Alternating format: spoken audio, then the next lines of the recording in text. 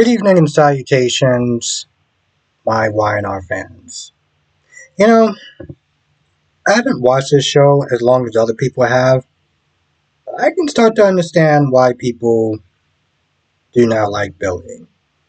Okay? Because after Lily gets kind of upset that she doesn't know if this vote is going to go through or not, the meeting starts. And well, before the meeting starts, Devon comes in. And Billy's like, oh, just let you know, I got to tell you something before this meeting starts.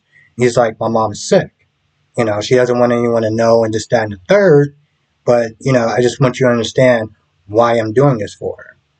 And I'm just like, that is such a scumbag tactic right there. And I'm so glad that Devon called him out. Devon was like, so is this like a sympathy vote? Because you literally sit there and tell me this mere moments before this whole voting thing starts. It's like, no, no, no, no, no. I just want you to understand. I was like, no, you literally did this. I don't understand. This is so acidine because even before this episode, he was talking to his mom. And his mom wasn't really too sure about doing this because she's like, this company is actually thriving right now. It's actually doing pretty well. And if we split up the company, then we're damn near almost start from scratch again, which is very true. And during this whole meeting, when it starts, Devon asks, are you okay? And I think Lily asks, are you okay? And Joe's like, so you told him, didn't you? And, she's pissed off and rightfully so. And Billy was like, well, I just felt like, they deserve to know. What about her privacy? Like honestly, tell you, there's certain things that Billy does that I just do not understand. I really don't. And this is one of those things where it's like, the company's doing well, but because he's so adamant about putting her last name on the company, that they gotta want to split the company. And I'm like, you do realize that her name being there or not does not change the fact that she contributed to the company's success. That's not going away. Regardless if her name is there or not, her legacy will always be secure because of the work that she's done. This is what makes it so stupid what he's doing. He's willing to sit there that the company's doing fine, but because he has to have his name on it, or their name on it so bad that he's willing losing, he's willing to lose profits just for a goddamn name. Like it's stupid. And the voting starts, and everyone sits there, and so far they vote to split the company. And Joe's like, you know what, this is kind of pointless. Even just voting because I'm already outnumbered. But what she does says, she's like, it's a mess. Like it's a shame that because of the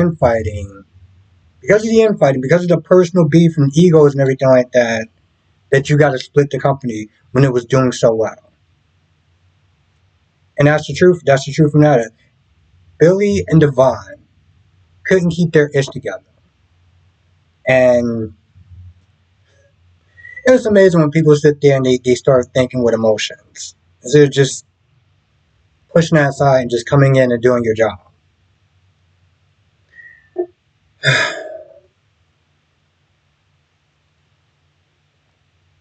So they vote for splitting the company. She's upset.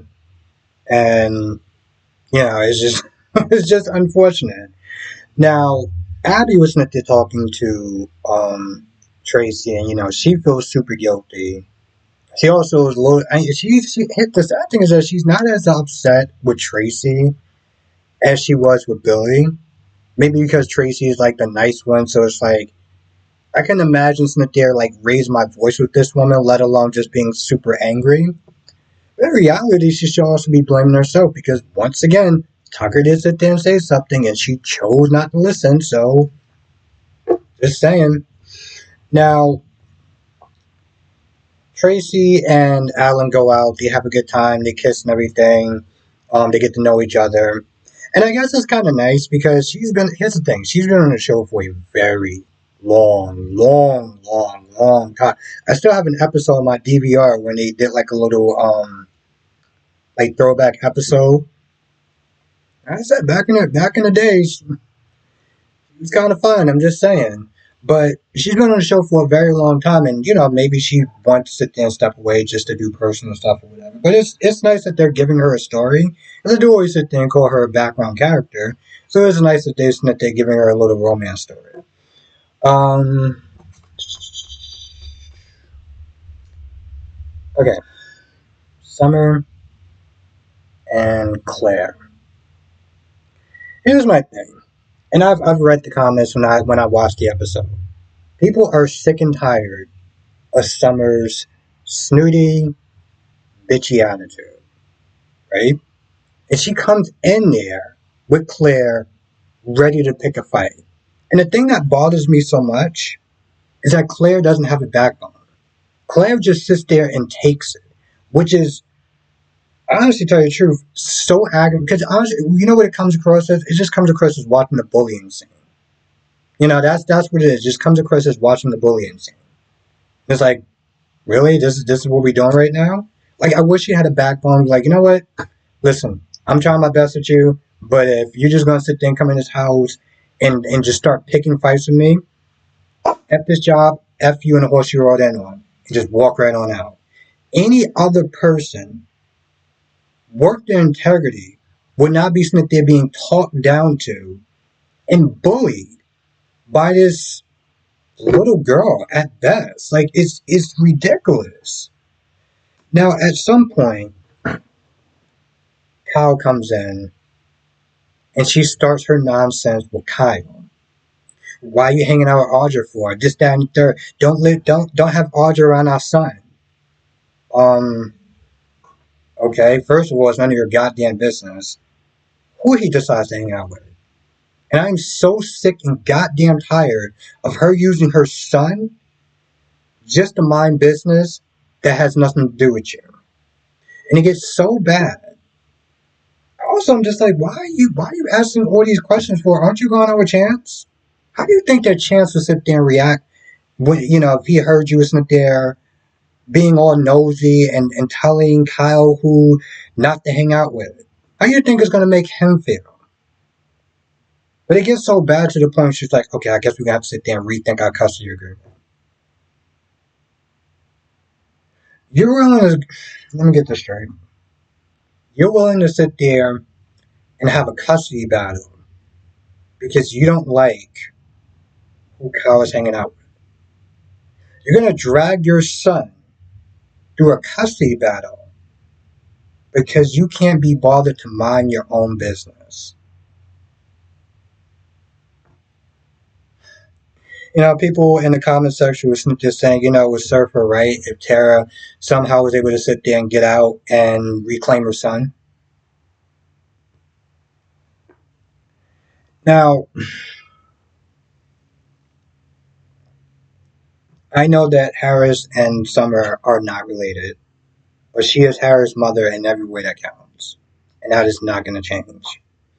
But she's doing things that is immature and not good for her son.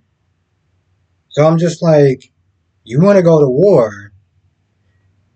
Oh, and also, you know, um, she finds out that Kyle got fired, and she's like, well, she says something about Diane. She was like, Diane something, but I'm just like, bro, you act like your mother is any better, okay? Phyllis Summer has done just horrid things throughout her time in Genoa City, okay? But you have the audacity to sit there and go up to Diane and say, I don't know exactly what she said, but she said something snarky about Diane. I'm just like, you're not exactly in a position to sit there and talk. Okay, you're really not. And of course, Kyle act like the entitled prick that he is and plays victim and sit there and say, "Oh, well, they treated me unfairly and this, that, and the third." And I look at these two.